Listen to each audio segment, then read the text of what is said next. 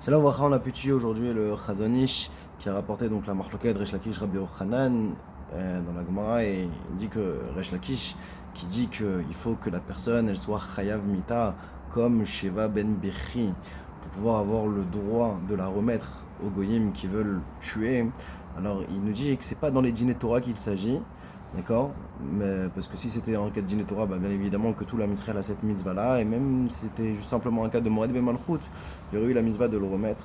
Donc en fin de compte, ici, il veut dire que si par exemple on parle d'une personne que Nigmera Dino Lemita, il y a eu le Gmardin, on a prononcé sa sentence, et dans un Beddin chez l'Israël, alors on doit le remettre même sans qu'il y ait eu de désignation faite par les Goïms. Ça c'est le chidouche qu'il a donné. Et d'après Resh Lakish, on dit que celui donc qui est Chayav Mita, c'est Chayav Mita pas par la Torah donc, mais par les Goyim. Alors là, on aura le droit donc de le remettre. Pour quelle raison? Parce qu'il a un statut finalement de Rodef. En fait, à travers sa fuite et le sauvetage de sa vie, il met en péril tout le reste du groupe donc, qui se trouve présent. Et on a le droit de le remettre parce que c'est lui qui est à l'origine de cette situation-là.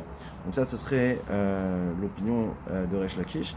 D'après Rabbi Yochanan, même si il a été simplement désigné et qu'il n'était pas Chayav Mita par les Goïm, malgré tout, on aura le droit de le remettre. Pourquoi? Parce que, techniquement parlant, à l'instant T, il a un statut de Rodef vis-à-vis de tout le Ham Israël, parce qu'à cause de lui, malgré lui, malheureusement, eh bien, il met en danger tout le reste du groupe.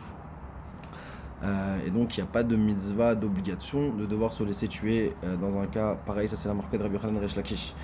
On a vu également le cas où il y a eu le dialogue entre Rabbi Yoshua ben Levi et avec Eliyahu Hanavi, et qu'Eliyahu Hanavi n'est plus venu fréquenter Rabbi Yoshua ben Levi.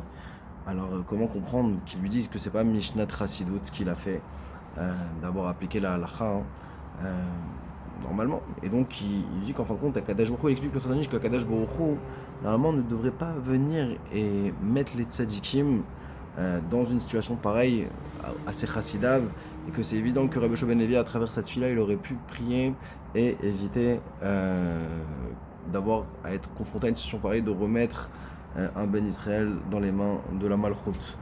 Le Chazon Ish tranche la halakha comme Rabbi Yochanan, d'accord, à savoir Neged le Psak-Din du Rambam, qui lui était posé comme Resh Lakish. Et donc pour lui, ça suffit que les Goïms ils aient désigné une personne, même si elle n'était pas Chayav Mita. Et la halakha est pareil pour les femmes.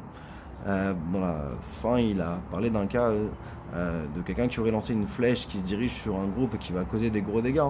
Est-ce qu'on aurait le droit de la pencher ou pas? Il penche à dire que oui, justement, parce qu'on est dans un maassé de sauvetage et non pas dans un maassé de harigar chassakouma.